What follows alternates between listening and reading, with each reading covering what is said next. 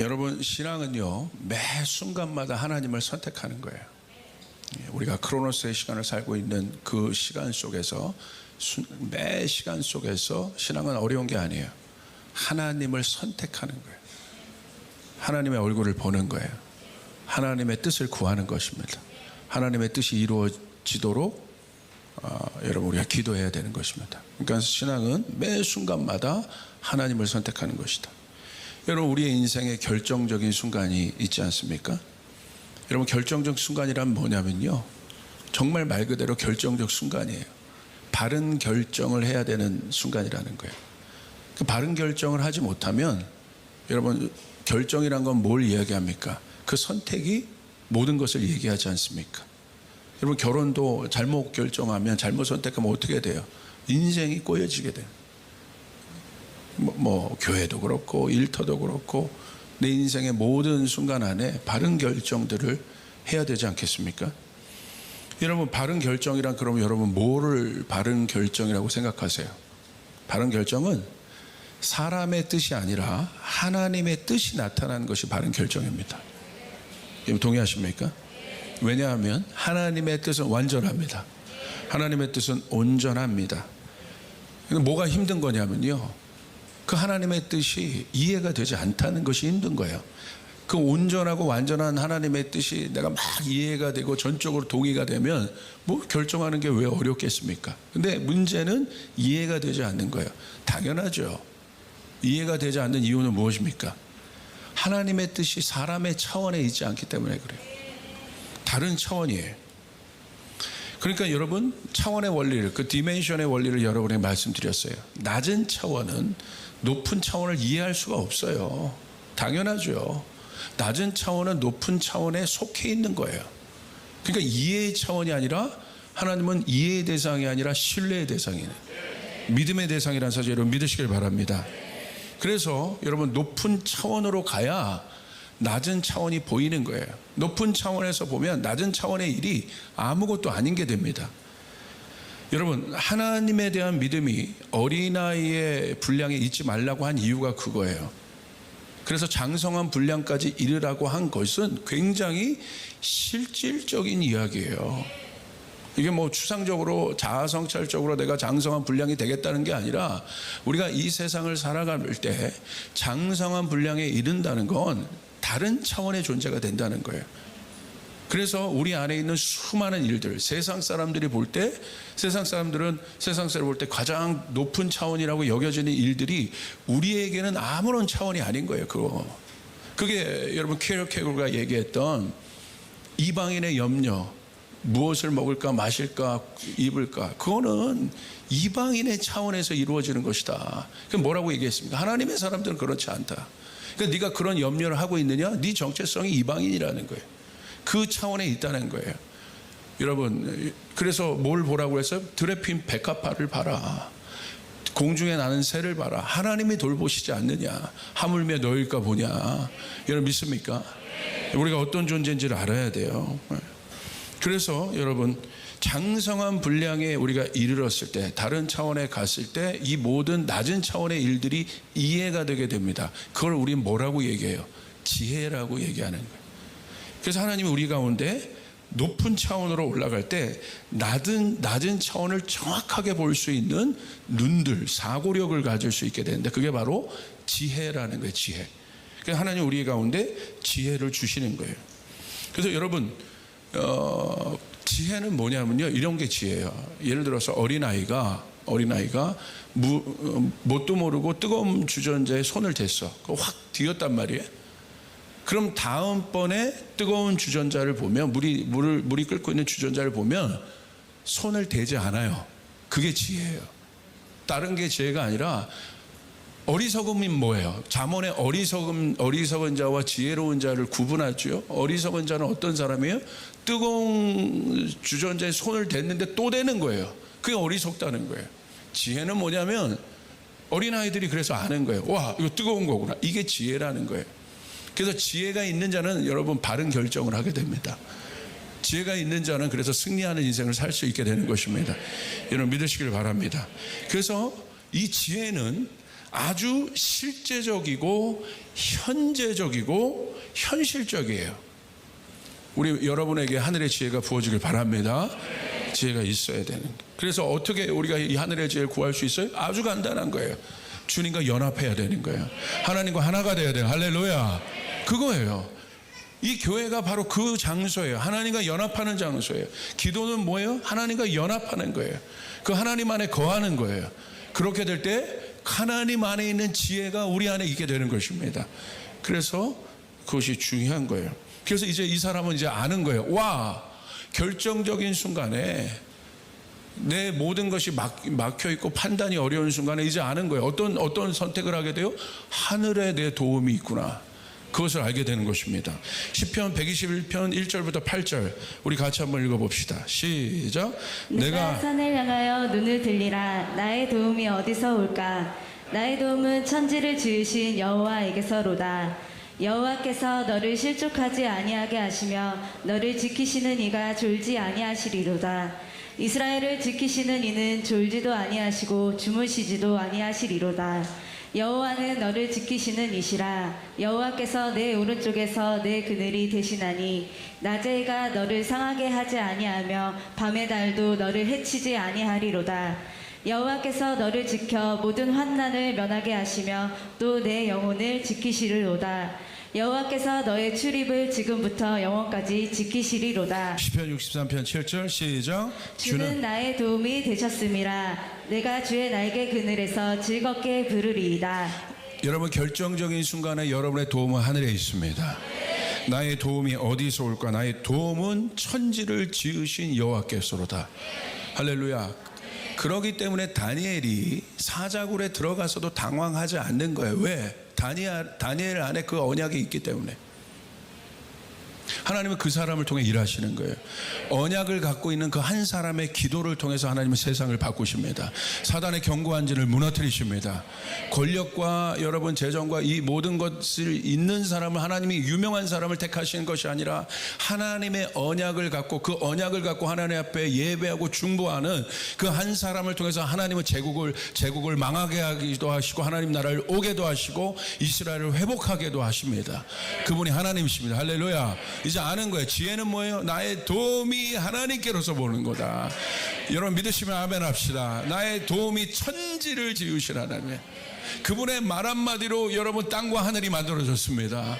그분이 나의 도움이시라는 거예요. 여러분 그 고백이 여러분의 고백이 되시기를 주님으로 여러분 축복합니다. 그래서 그분이 나를 지켜 모든 환난을 면하게 하시며 또 내 영혼을 지키시로다. 여호와께서 너의 출입을 지금부터 영원까지 지키시로다. 그래서 그분은 이 맛을 본 사람은, 이 시편 기자가 이 맛을 봤죠. 그러니까 하나님과 가까이 있을 수밖에. 그분 안에 답이 있고, 그분 안에 여러분의 모든 문제, 그분 안에 지혜, 그분은 지혜 중에 지혜이신 거고, 그분은 능력 중에 능력이시고, 온전함 중에 온전함이시 우리 하나님. 그래서 여러분 결정적인 순간에 하나님의 사람은 하늘을 보는 거예요. 나의 도움이 어디서 올고. 여러분 믿으시길 바랍니다. 여러분 그와 같은 상황이 있었던 사람이 있습니다. 그 사람이 바로 누구냐면 아비가일이라는 사람이에요. 이 사람이 바로 이런 비슷한 상황. 여러분 아비가일이 누구의 아내입니까? 나발의 아내입니다. 그리고 여러분 아비가일이 나중에 다윗의 아내가 됩니다. 여러분 사무엘상 25장에 상황들이 있습니다. 어떤 상황이 있냐면 그 다윗이 갈멜이라는 곳에서 600명의 용사를 훈련시킵니다. 이 600명의 용사들은요 엄청난 용사들이에요. 막 전사들입니다. 근데 왜 이제 훈련시키냐면 이제 앞으로 그 하나님 나라를, 또 다윗의 나라를 일으킬 사람들이기 때문에 그 600명의 용사가 전투력이 지금 최강이 된 상태예요.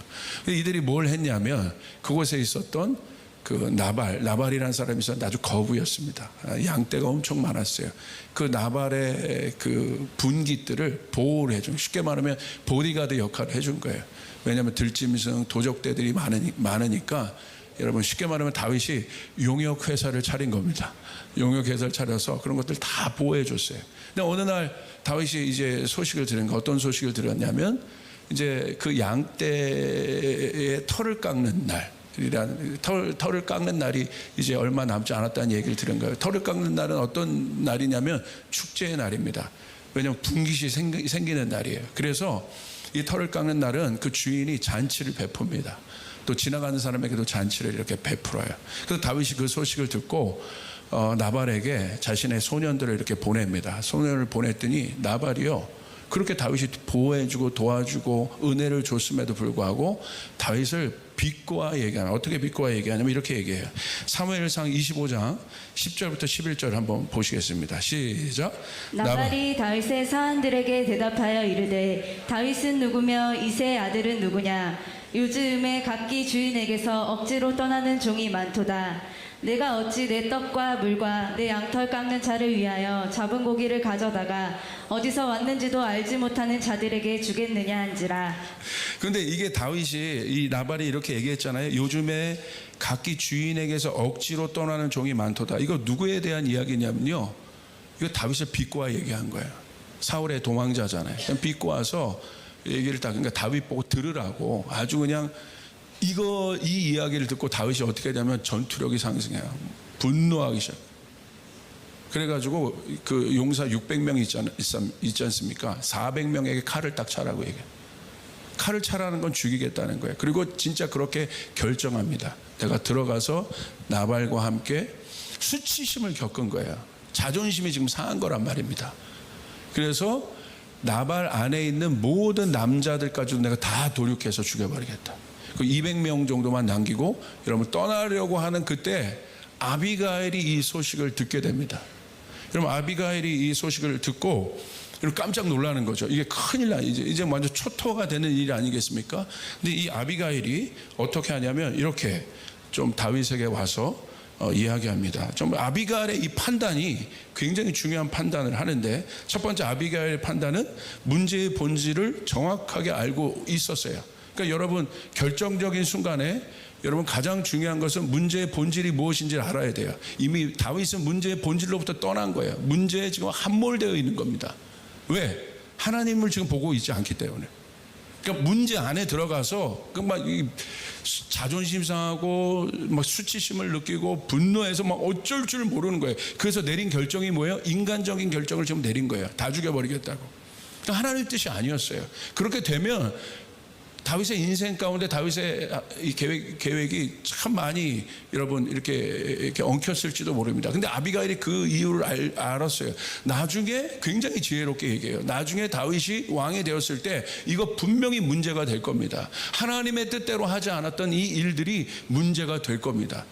아비가일은요 그것을 꿰뚫어 보고 있을 정도로 지혜로운 여인이었습니다.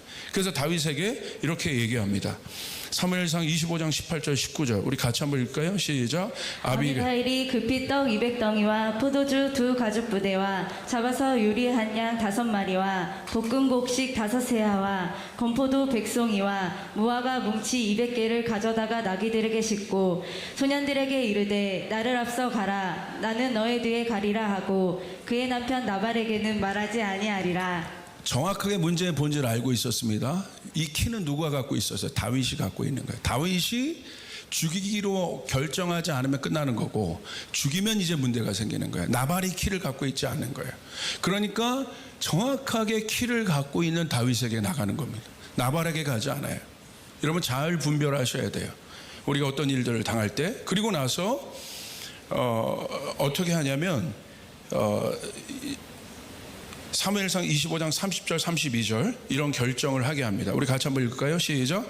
여호와께서 내 주에 대하여 하신 말씀대로 모든 선을 내 주에게 행하사 내 주를 이스라엘의 지도자로 세우실 때에 내 주께서 무죄한 피를 흘리셨다든지 내 주께서 친히 보복하셨다든지 함으로 말미암아 슬퍼하실 것도 없고 내 주의 마음에 걸리는 것도 없으시리니 다만 여호와께서 내 주를 후대하실 때에 원하건대 내 주의 여종을 생각하소서 하니라. 다윗이 아비가일에게 이르되 오늘 너를 보내어 나를 영접하게 하신 이스라엘의 하나님 여호와를 찬송할지로다. 여러분 다윗이 왜 여러분 다시 하나님의 계도 가운데 올라갈 수 있었겠습니까? 이유는 하나입니다. 지혜로운 여인 아비가일이 옆에 있었기 때문에. 이건 다윗에게 있어 축복입니다. 여러분 정말 지혜로운 사람이 누군 줄 아십니까? 정말 여러분의 인생을 도와줄 사람이 누군 줄 아십니까? 여러분의 옆에서 문제 분석해 주는 사람이 아닙니다. 여러분의 어떤 말상대 해주는 사람이 아니에요. 정말 여러분 안에 저 사람이 내 인생 가운데 도움이 되고 내 인생을 풀어줄 사람이 누군 줄 아세요? 그 사람은요, 아비가일처럼 하나님을 보게 하는 사람이에요. 할렐루야. 그 사람이 지혜로운 사람이에요. 여러분의 인생 가운데 아비가일이 많아야 돼요. 여러분의 인생 가운데 아비가일이 많은 축복이 있기를 바랍니다. 제가 굉장히 어려운 상황과 힘든 상황 가운데 있을 때 제 주변에 보니까 아비가일이 많더라고요. 아비가일은 누구예요? 욥처럼 문제 분석해 주는 사람이 아닙니다. 문제 맞장구 쳐주는 사람이 아닙니다. 그냥 걱정해 주는 사람이 아니에요. 아비가일은 뭐예요? 목사님, 형님, 아니면 여보, 하나님을 봐. 하나님을 보길 바래. 그래서 다윗이 여러분 실수를 하지 않은 겁니다. 이 사람이 아비가일이에요. 여러분을 정말 도와줄 사람이에요. 풀어낼 사람이에요. 지혜는 문제를 막 해석해 주는 것이 아니라 아비가일처럼 뭐 합니까? 하나님을 바라보게. 그러니까 다윗이 어떻게 합니까? 32절 다윗이 아비가일에게 이르되 오늘 너를 보내어 나를 영접하게 하신 이스라엘 하나님 여호와를 찬송할지어다. 다윗의 시선이 나발로부터 어디로 갑니까? 하나님을 향합니다. 저희 교회는 그런 교회가 되었으면 좋겠습니다. 아비가일이 많은 교회가 되었으면 좋겠습니다. 우리 안에 이 아비가일의 역할을 해주시는 분은 누굽니까? 성령님이십니다. 성령님은 어떤 분이세요? 보혜사예요. 보혜사. 돕는 분이시라는 거예요. 헬퍼시라는 거예요. 그래서 제가 여러분에게 지금 계속해서 말씀드리고 있죠. 저는 어저께도 사역 갔어요. 사역 갔을 때도 그 교회에다가 제가 선포한 건 우리 교회 선포한 건 똑같아요. 여기 성전이랑 거기 성전이 다릅니까? 똑같아요. 뭘요? 영적인 루틴을 만들어라. 아침과 주 야로 하나님을 예배하는 시간을 만들어라. 하나님을 경외하라. 마지막 때를 이길 힘은 다니엘처럼 영적인 루틴을 만드는 것밖에 없다. 아침에도 하나님을 경외하고 저녁에도 하나님을 경외하고 주 야로 하나님을 바라보고 하나님의 말씀을 묵상하고 하나님의 이름을 선포하는 그 길밖에 없다. 그 드웰링 플레이스, 하나님이 거하시는 장소에 나아가는 것밖에 없어. 그리고 여러분이 그 교회이시고, 여러분 믿습니까? 다른 도리가 없어요. 여러분 마지막 때라고 특별히 어떤 뾰족한 수가 있는 것이 아닙니다. 하나님을 바라보셔야 돼요. 그리고 여러분 뭐가 되셔야 돼요? 진짜와 가짜를 구별하셔야 돼요. 진짜는 뭐예요? 어려워도 하나님 보게 하는 사람이 진짜라는 거예요. 할렐루야. 그 사람이 진짜입니다. 여러분 하나님 바라보십시오. 결정적인 순간에, 어려운 순간에 하나님 바라보시길 바랍니다. 다윗이 칼 차고 나가서 여러분 실수했다면 어떤 일이 있었겠습니까? 우리 안에도 마찬가지입니다. 여러분 갑자기 여러분 안에 결정적인 순간, 분노의 순간, 어려운 순간, 판단력이 흐려지는 순간, 여러분 잠시 멈추고 잠시 호흡을 가다듬고, 호흡이 깨진 거거든요. 세상의 호흡을 따라간 거예요. 그러니까 거칠어지기 시작하고, 그러면 영적인 리듬을 만들어낼 수가 없어요. 영적인 리듬을 만들어내지 못하면 그 위에 어떤 악기도 올릴 수가 없어요. 리듬이 제일 중요한 거예요. 우리의 삶 가운데 리듬이 깨지면, 그러니까 리듬이 바로 뭐냐면 호흡이라는 거예요. 아침과 저녁에 여러분 리듬을 만드셔야 돼요. 할렐루야. 아멘. 왜 힘든지 아시겠어요? 리듬이 깨져서 힘든 거예요. 세상의 호흡을 따라가니까 힘든 거예요. 영적인 리듬이 안 만들어져 있으니까 하나님의 호흡은요 평강이거든요.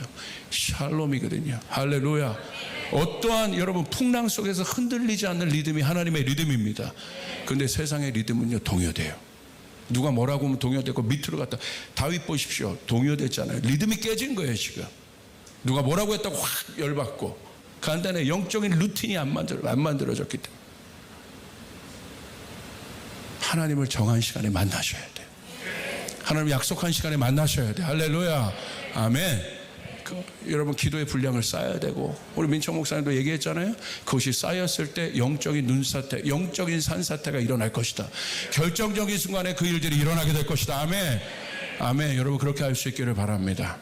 그런데 여러분, 우리 안에 안심하셔야 될 것은 누굽니까? 성령님이 우리 안에 내주하셨어요. 그 성령님이 하시는 일은 무엇입니까? 예수 그리스도를 증거해 주신다. 그러므로 여러분 가만히 호흡 뺏기지 말고 성령님의 음성을 들으시고, 성령님은 여러분을 도우십니다. 여러분의 어려움을 도우십니다. 그래서 예수를 바라보게 하십니다. 그 예수가 모든 것입니다. 여러분, 마르다의 분주함으로부터 이제 나오셔야 돼요. 제발. 마르다의 분주함으로, 예수님과 함께 있는데도 여러분 일하면서 예수님을 보지 못하고 있어요. 마르다의 분주함, 그 리듬의 삶에는 하나님의 임재가 있을 수 없어요. 마르다의 분주함으로부터 나와서 마리아처럼 주의 얼굴을 구하시고 주님의 마음을 구하시고 함께 갈 수 있는 여러분 되시기를 주님의 이름으로 축복합니다. 그리고 여러분 주변에, 여러분 잘 보세요. 여러분 아내 아비가일 한번 손 들어보세요. 아비가일 다 다윗이야? 골리앗인가? 여러분 아내들 잘 들으세요. 아내들이 할 일은 뭐냐면 여러분의 남편을 하나님 바라보게 하셔야 돼요. 그게 현명한, 그게 지혜로운 여인이에요. 남편도 마찬가지예요. 아비가일이 되셔야 되는 거예요. 여보, 걱정하지 마. 하나님 봐. 우리의 도움이 하나님으로부터 오잖아. 자녀애들에게도 우리가 아비가일 이렇게 할 수 있는 거예요. 내 자녀들아, 걱정하지 마. 하나님을 봐라. 할렐루야. 우리가 아비가일이 돼야 되고, 또 아비가일들이 많아지는 축복이, 여러분 주변에 많아지는 축복이 여러분 가운데 있기를 주님의 축복합니다. 문제 분석하는 사람과 절대 같이 하지 마세요. 복잡해집니다. 답 없습니다. 불평하는 사람과도 같이 하지 마십시오. 답 없습니다.